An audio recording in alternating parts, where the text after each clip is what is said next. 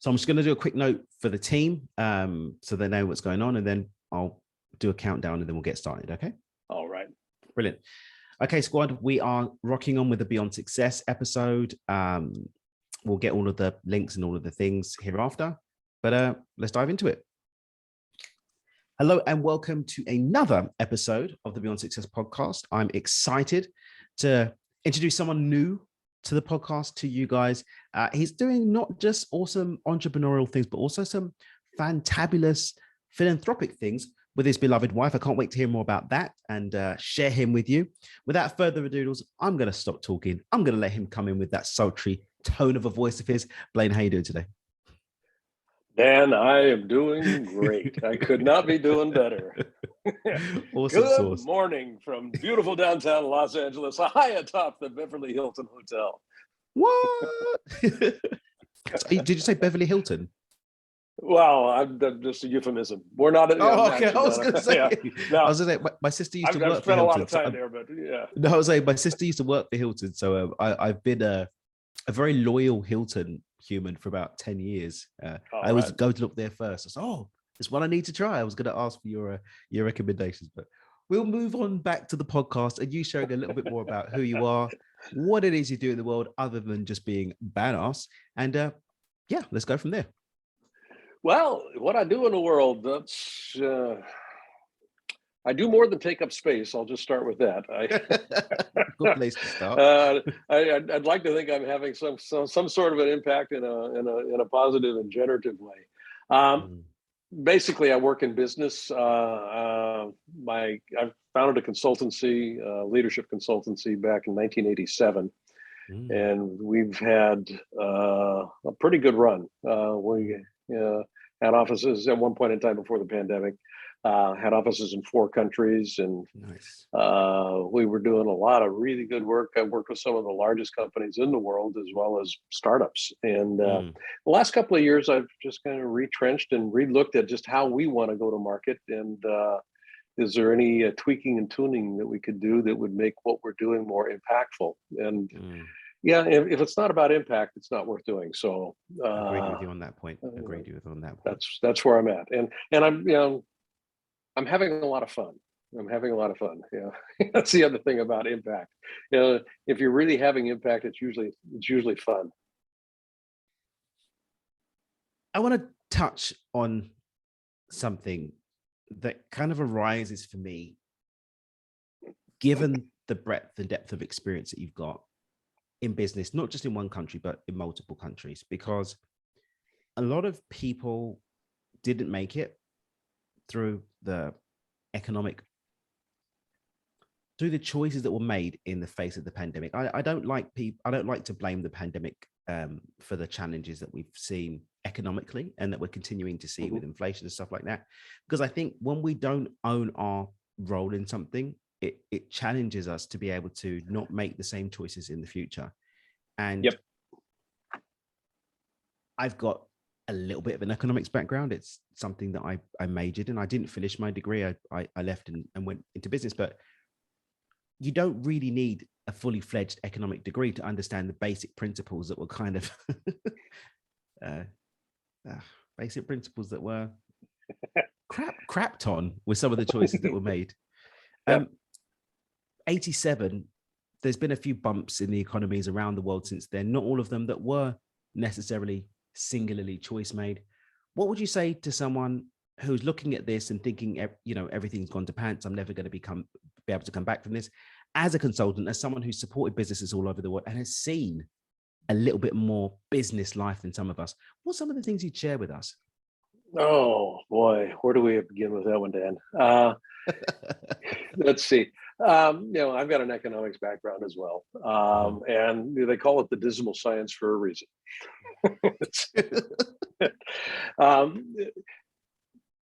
Here's my take on business as it's typically conducted on this planet.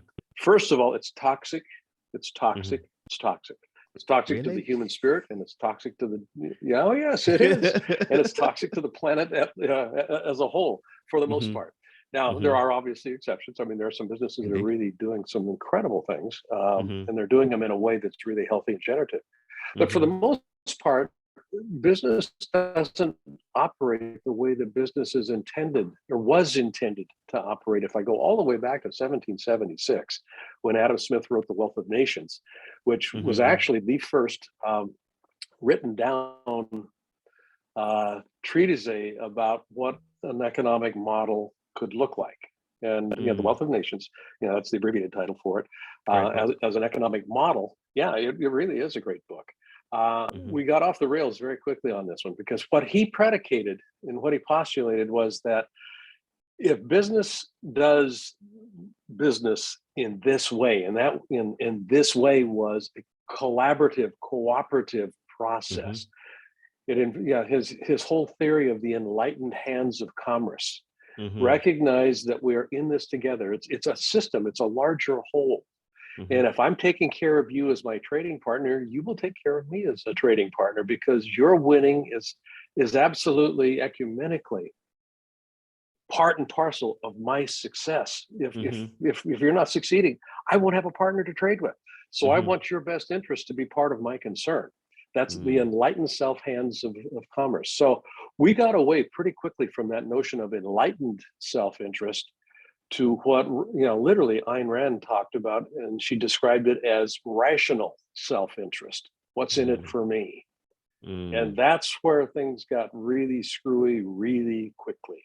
And I'm not saying that Ayn Rand caused it, but she did actually codify it. This whole notion of enlightened self-interest versus rational self-interest. Rational self-interest gave way to, the purpose of business is to make a profit. The more, the better. So, businesses begin to set themselves up as centers of accumulation, the one that collects them instead of contribution. And the purpose of business, truly the purpose of business, if you look at nature as a kind of as a guidepost, or as a you're speaking my language here, Blaine. You're speaking my language. There is nothing in nature that serves as a center of accumulation. Everything in nature serves as a center of distribution. Now, it may look like there's competition going on, but there really isn't competition going on in nature.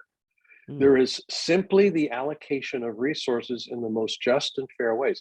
Nature is the only truly free market economy that exists. It's the only truly free. There's no artificial constraints.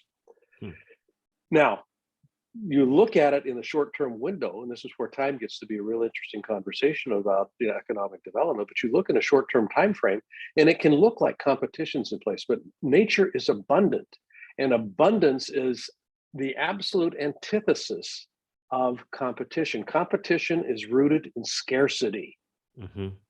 I need to get mine. That whole notion of rational self-interest. I need to get mine. Let's go capture market share because there's not enough to go around. All of those conversations are bullshit conversations. They truly are, because they're predicated on a mindset and a consciousness of scarcity. The universe is wildly abundant. There is no lack in this universe. There isn't any lack in this universe. You put it in a construct of time, and it may appear that there are some lacks, but there isn't. So I come from a mindset of abundance. I then begin to come from a mindset that creates actions that are organized around thriving, not surviving. And that's a big distinction. So when I can approach life from the perspective, it's an abundant playground. Everything that I will ever need or ever will want to have is here. I may not know how to get it right now.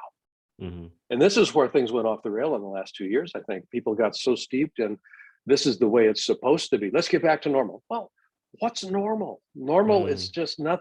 Normal is nothing more than an acknowledged rut that we occupy.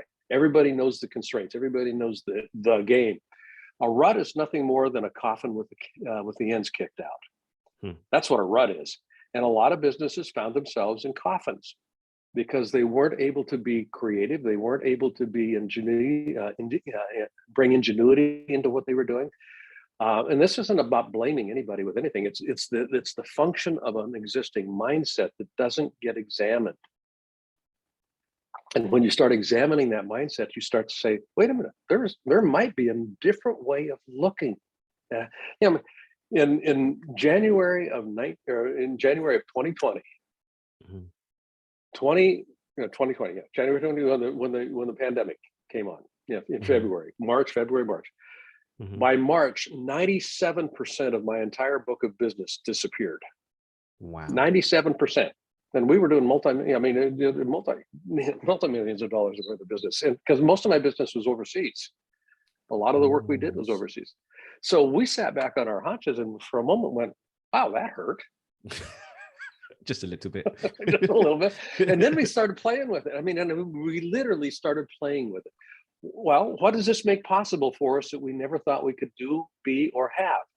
And we started just kind of playing with that. What does this make possible? What does this make possible? Rather than what does this not make possible? It's now, what does this make possible? Well, it got me off airplanes. I mean, I've got over 5.5 million miles in the air. I need another frequent flyer mile, like I need a hole in the head.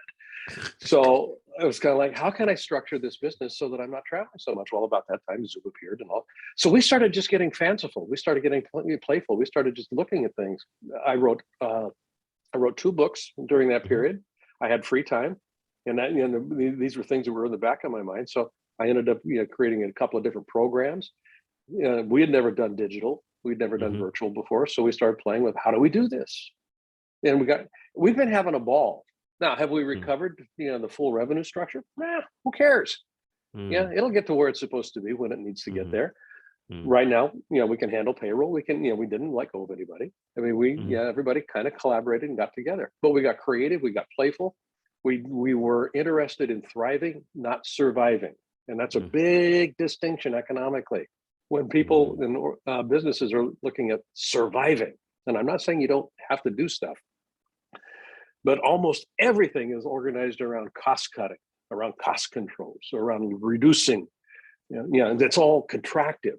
When you're focused on thriving, even though surviving is still in question, are we making choices that are investment sort of choices rather than cost reduction sort of choices? Investing in for the sake of what do we want to be when we grow up or when we come out of the other side on this?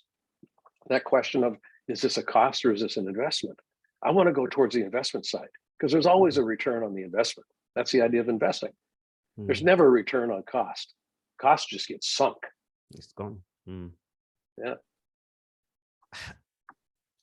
My listeners are probably wondering if we conspired on that. This awesome exposition that you gave us on abundance, because so I just literally came off delivering a 3-day workshop called The Alchemy of Abundance. Oh, okay. Yeah. And one of the things I literally harp on about all the time, this is why I said you're speaking my language, is the relationship between what we see in nature and how things actually normally are. And when people ask me what I do, the first thing I ask is, well, when you look at nature, do you ever see anything other than abundance? Do you ever see lack showing up in nature? And here you are, just literally breaking down what that means, even down to universal scale, and tying that into the wealth of nature. And I too, one of my favorite quotes from that work is, when I said it's not from the benevolence of the baker and the butcher that we get our bread and our meat, but their own self-interest. But that self-interest allows them to be of contribution. Yep. When we approach this idea of contribution, like you said, from this space of abundance, of what can I give, not what can I take, it creates that flow that we see, like you said, in nature, that everything's a distribution center. And that, when one particular area ends up getting more resources, it's because that is where the biggest ROI is going to be for all. And if something needs to die, it doesn't die and go to nothing. It returns to the earth and provides nutrients for the next thing to grow. Very, very different to the way we approach things as humans. So thank you so much for just bringing that lovely juxtaposition of, wealth of nations meets quantum physics, meets spirituality, meets just big B. So I really, really appreciate that. Thank you. And it's just my great. pleasure. Because I think a lot of people who don't have the experience to contribute, where if one cannot speak, one should remain silent. And yet there are a lot of people who watched a couple of YouTube videos and are saying, oh, this is the way it should be. But for someone who's actually lived it, we're really grateful for you sharing that with us. Really am. Thank you. My pleasure. Absolutely. Yeah. Mm-hmm. While we're sort of getting ready to hop on today, you did mention that you just came off the back of a philanthropic event that you'd run with your wife. Could you speak a little bit more about the role that philanthropy has had in your journey as, I'm going to say, as a titan of business, albeit a loving titan of business? I wouldn't be where I am without the idea and the activity of philanthropy. Again, I kind of go back to the notion of being a center of distribution. Part of that has to do with targeting that distribution process. So it's not just let the fruit fall from the tree and let whomever would like to have the fruit, go glean it and Go use get your it. mangoes, mate. Go and get your mangoes. Yeah, exactly. So I kind of looked up and said, and this is personal for me, kind of looked at, where's the area of greatest need? Well, 45% of the kids in the world that do not receive even a primary education live in sub-Saharan Africa. 45% of the world, the kids in the world that don't get a primary education, sub-Saharan Africa. My wife, about 12 years ago, started a foundation called the Unstoppable Foundation. And the foundation is actually our social responsibility partner for my business now. But when she started it, she was basically kind of looking out for the same things. Where can I have the greatest impact? Where's the area of greatest need? And she is a philanthropist. I mean, that's just who she is and what she does. So she started this foundation, and the focal point was on being able to deliver into some of these areas of the world, primarily sub-Saharan Africa, Kenya in specific, potable water. Because she started off with a vision of education.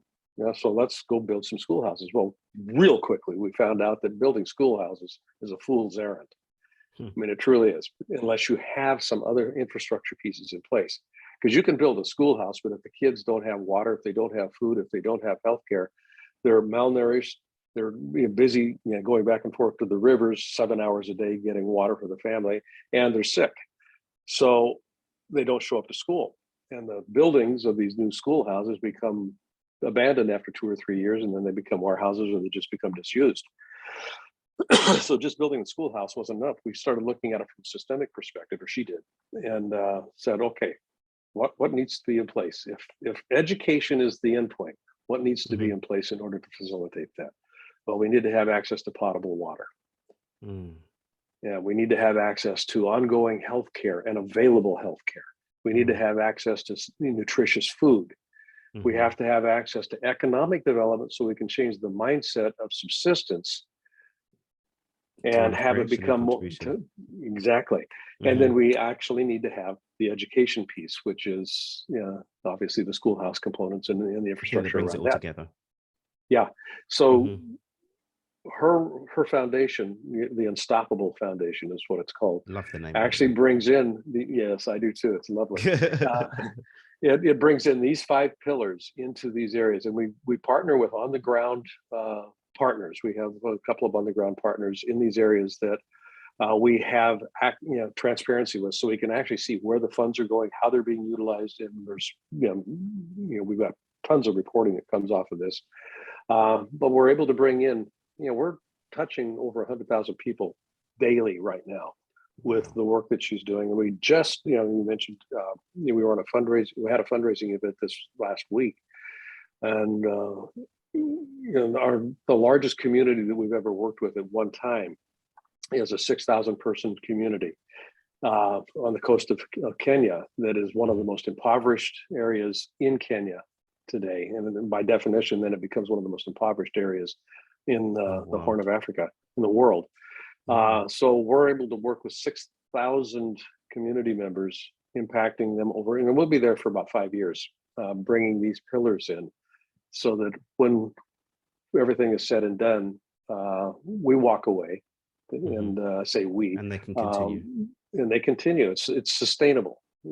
So the entire thrust from our side is sustainability. It's not charity. I mean, charity is about, well, let me put a Band-Aid on this. Let me make sure you've got food for this drought. We want to be able to facilitate a shift in consciousness so that possibilities move into reality, and not a possibility of more poverty, but a possibility of wealth and well-being. And that's a fundamentally different conversations, fundamentally different approach. And that's what the foundation is up to. Again, you've just gone to another part of the language that I love, which is this whole idea of entrepreneurial philanthropy, value that self-perpetuates and has a socially responsible consciousness embedded in it, one that is, rejecting this distorted me, accumulate, destroy, kill, and more value, self-sustaining infrastructure being brought in and giving people the capacity to fish, right? And not just to fish, but to understand, okay, how can I scale this so that I can be of contribution to the others who also need fish, and perhaps the other things that I need, because I need more than just fish to live, then I can get to. And then it becomes almost the rebirth of the economic landscape to be in alignment with that healthy expression, to be more natural in its way of working, and to give future generations the opportunity to continue the innovation that's imperative if something's going to move forward and not just be with its hand out for life. So I really love that. Absolutely. Celebrating you guys and the work that you're doing. It's absolutely very inspiring. Thank you. Yeah. Very inspiring. Yeah. And it's fun. Again, it's fun. It's a key ingredient. Key it is. Yeah. Life is meant to be danced. So exactly. Have there been any challenges that were especially character forming for you on your journey of entrepreneurship over the years? Oh, let me count the ways. Yeah. I thought you were going to say something like that. Yeah. I mean, there's hard choices that needed to be made. I mean, those sorts of things things that came out of nowhere that derailed some of the best laid plans of mice and men, that sort of thing. Yeah. I mean, I don't even know where to go with that.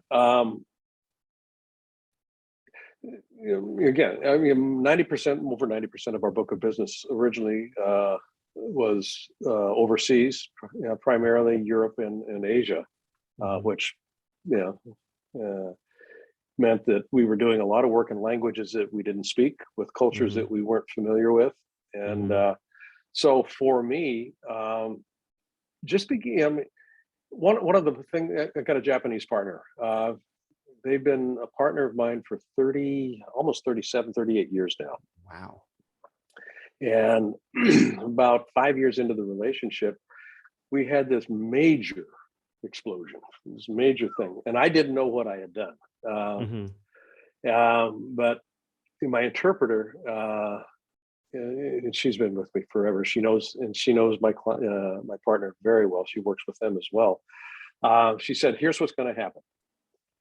And I go, "Okay," because I knew what the circumstances were, but I didn't know what the upset was regarding these circumstances. Because for me, coming from North America, this was just kind of what I did was just made sense. For my Japanese counterpart, it was an egregious violation of relationship ethics, and so I was going like, wow, okay. So she said, "Here's what's going to happen. We're going to have a meeting. He's going to be there. The COO's, his aide de camp, chief operating officer is going to be there. The regional, person who's in Tokyo that runs that particular area of their business is going to be there, and they will be kind of up at the head, and you're going to be kind of in a hot seat position on one end of the room, and he's going to make a show of tearing up your contract." And I mean, literally, he's going to stand up. He's going to take the contract. This is the contract. He's going to tear it up. And you, Blaine-san, your role will be to say, "I am so sorry. I am just abjectly apologize for the egregiousness of my behavior. Not try to explain it. Not try to make it better or anything else. Just, I am so sorry. I understand that this is a violation, and And I looked at her and I said, "Are you kidding me? I did nothing wrong. Why in the world would I do that?" And she says, "Well, if you value this relationship, that's what you will do." And that question, if you value this relationship, that's what you will do. It was like, okay, what is business? Business is nothing more than relationships. And the quality of the relationships ultimately will determine the outcome of the business and the business endeavor. So I thought about that, and went to bed that evening and just started thinking about it, going, what do I value? You know, what's so long term? I started projecting ahead. You know, what's for the sake of what? Why am I doing this? Why am I with them? Well, they were integrous people. I really valued what they were doing. I valued what they brought to the table. I valued how they worked with me. I valued how I worked with them. I liked them. Do you value this relationship? Yes, I do. What's more important, being right or getting what I say I want? And this is where I went to with this. This was the lesson. What's more important, being right or getting what I say I want? What was more important for me was getting what I said I want, which was a strong, working, viable relationship built on respect and honor. That was what I wanted. Being right about my perception of what needed to happen was at that point irrelevant. So the day of the meeting came, he did this, he got up, he tore it up, made a big show of it. And I went, you know, Gomenasai, I am so sorry I was ever born. You're right. And I screwed up. And, and he went, hi. And that was it. We went back to work. So let me get this right. I just want to. And we have never had a signed contract since then. And now that was, you know, we've been together 36 years, so that was 31 years ago. We have never had a signed contract since then. And it's not been needed. It's not been needed. What most people get themselves in trouble, man, because they would rather be right than get what they say they want. And that goes beyond the boardroom, right? Oh, families, it goes relationships, families, friendships, marriages, parental just think of, you know, this is kind of funny. Think of toothpaste as an example. Who squeezes the toothpaste tube? Top of the bottom. Top or the bottom. Well, I squeeze it at the bottom. My wife squeezes it at the top. I mean, she's very creative. I squeeze it at the bottom. That's the right place because that's the way to do it. I'm with you. We're speaking the same language again. I know we are. What it is. So you'll get into an argument about something as silly as who squeezed the toothpaste tube in the wrong place. And it's kind of like, and it's usually that time when the last straw, something just, and then you get into this argument. Well, you squeeze the toothpaste tube in the wrong place, damn it. And there's a little piece of me that can pop out of me. It's kind of this little mini me, this little mini me that pops out, looks down at me and says, "Hey, what are you doing?" I'll look up at me, this little me, and I'll say, "Shut up, I'm winning." It's more important to be right than have what I say I want, which is a loving, nurturing, mature relationship with my wife, whom I respect and love madly. Being right about where the toothpaste tube gets squeezed. It becomes the biggest thing in the world, unless it's not. Unless it's not. And you know, just you're looking at the pain. Like, what do they say? What's worse, the pain of the change or the pain of staying the same, right? So what's worse, the pain of being wrong or the pain of losing that relationship or losing that thing that you said you want? Great insight. Very, very great insight. I want to, I'm jumping all over the place, but you know, that's fine. Probably got another, I don't know how long we got, another probably 10-15 minutes of your time, and I really want to extract as much yumminess as I can from you as possible. Although I definitely want to check back in with you because I just got back from a trip to Necker Island and had the honor of doing some. You were with Richard? Yeah. I'm Maverick 1000 with Yannick. And Maverick! Oh, I'm in Maverick. Yannick. And we had the opportunity to brainstorm a challenge that BVI Unite are actually working on, and it really got my juices going. I was on the board of a charity that I've just been made the treasurer of, and I've been supporting another charity that works with young people on the west coast of the US that I'm taking a lot more of an active role in. So any opportunity I can to seek counsel from people that are, especially seeing as you're literally following leading the way on the way that I want to follow and actually do philanthropy. I'd love to continue to have the opportunity to pick your brain on that. But for the listeners who only had me for 10 minutes, I really want to dive into these books that you wrote. I know one of them is The Soul of Business, and I'd love to get a little bit more on what are some of those key ideas that they say you can take one idea away from a book or whatever. What are some of the key ideas that people can expect to find themselves nourished by in these books that you wrote during the downtime of the pandemic? Probably the one that I would point people to is the leadership mindset. Mm-hmm. And the takeaway on that book is that leadership is an activity of collaboration. It's an activity of co-creation if it's done well. And I make a distinction that it's based on how I define leader. And this is where it gets interesting for people. Most people will think of leader and they think of role almost simultaneously. Do you have the position? Do you have the role? Do you have the title? A leader, in the way that I define that thing, is it's anybody that causes movement to occur in the environment that they find themselves in. Anybody that causes movement to it, because at the end of the day, that's all a leader does. You strip away personality, you strip away characteristics and that stuff. What you're left with is somebody that's causing movement. You step into the environment and change happens, something happens. Now, what's interesting about that definition is that when you think about how life works, it's impossible to step into any environment and not have it adjust to your presence. By definition, you're always causing movement. You can show up like Genghis Khan, waving a big sword on a snorting horse, and you will cause a lot of movement pretty rapidly. Or you can show up like a glazed donut. I mean, just kind of stand there and breathe, and you will still be causing movement. Probably away from you, but it's going to be, the environment has to accommodate your presence in some way. So the question that this begins to beg is everybody a leader? Well, of course, everybody's a leader. It's not role dependent. Everybody's always causing movement. So that then goes to, and this is the thrust of this book, is the movement you're causing getting you the result that you say you want in life? Every time towards expansion, or are you moving towards an argument about the toothpaste? Exactly.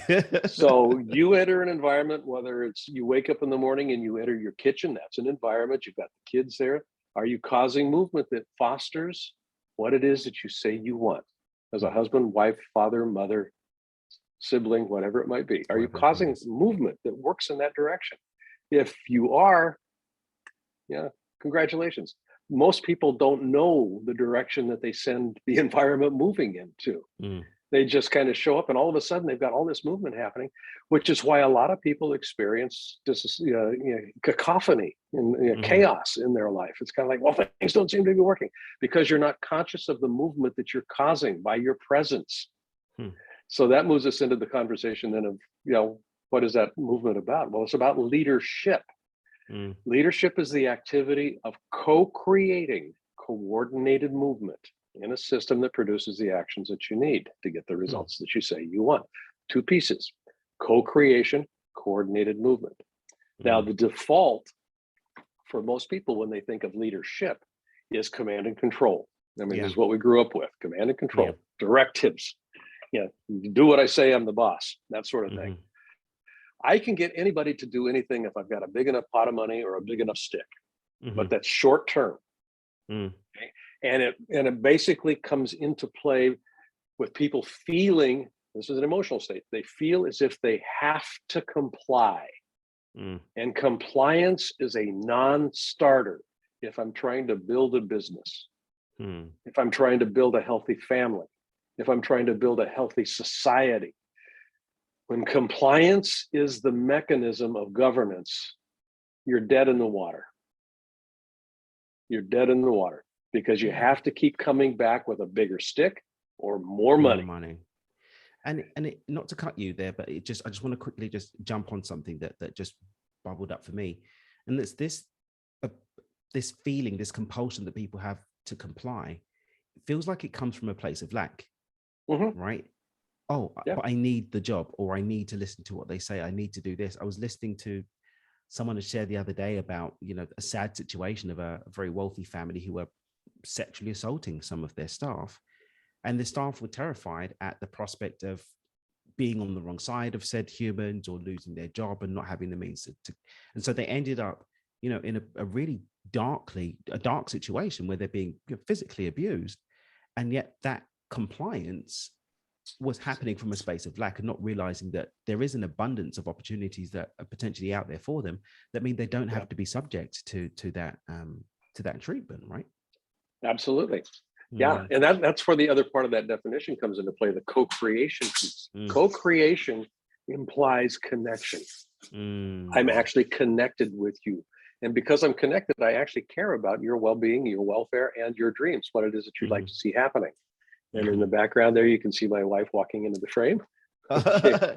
Hello, blurred out lovely human. Okay, yeah. Hello, other human here. Yeah, so I'm just going to move her out of the way here a little bit. We're in a small hotel room. We're getting ready to move.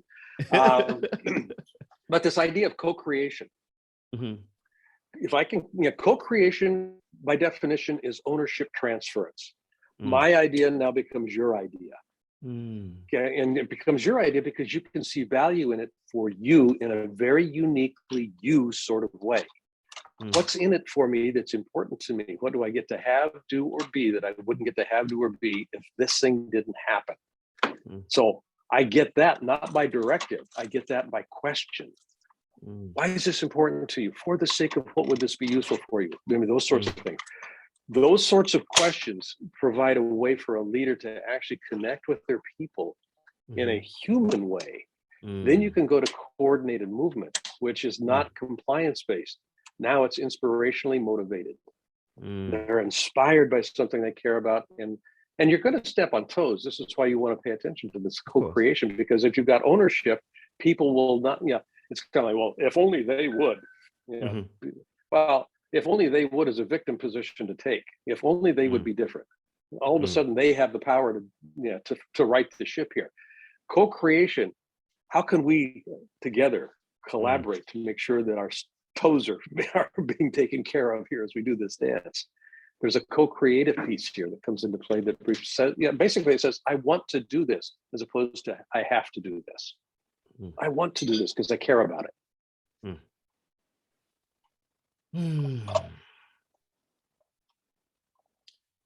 I love that breakdown on the idea of leadership and how it just strips away, even goes back to what you were showing before about this distorted view of entrepreneurship and business, and just brings it back to a responsibility that we all have to keep consciousness as a whole moving forward, to keep humanity as a whole moving forward, and the role that we all have, unique to us, unique to our experiences, unique to what we do have to contribute. But whether we're conscious of it or not, we are always contributing, and that's definitely something I'm taking away from that piece there. Yeah, definitely something. Yeah, and that's the major thrust of the leadership mindset book is that notion right there. And the name of that book is Leadership Mindset Weekly. It's a series of 52 practices over a year that are designed to kind of bring this notion of co-creating coordinated movement into viable form. It's very practical. I can believe so. And your other book was The Soul of Business, was the other book? The other one is Compassionate Capitalism, A Journey to the Soul of Business. That one was an international bestseller. We were #1 in 5 international markets with that one. Yeah, I'm proud of that book. That was a good book. It is a good book. Yeah. Capitalism. Compassionate Capitalism. Almost an oxymoron in most people's minds. But I believe it can be. What was the I've actually spoken to Yannick about potentially working on this project together. A network called the Mindful Business Network, and the catchphrase I had was "Where capitalism is good." Yeah. Yannick and I are in conversations around that as well. So awesome. I love that. Mindful of your time, but I do just have one last thing. If a 20-something-year-old entrepreneur walks through the door and says, Blaine, what's your number one piece of advice for me, what would you share with them? Number one, yeah, it's be curious. I think that would be where I would go with that. Mm, Uh, don't. I mentioned this earlier. You know, a rut is a coffin with the ends kicked out. mhm, You don't want to find yourself in a rut. And far too many entrepreneurs, they inherit a business model from people that went before them, and they think that this is the way the business should be conducted. Be curious about how you conduct your business. Be mm, curious about, is there a different way to do this? Be curious about, how do I bring other people in a way that's meaningful to them, not to me? Be mm, curious. And it's in that curiosity that begins, it begins the process of, yeah, percolating ideas. Imagination lives at the gateway of the soul. It is the mm, gateway to the soul.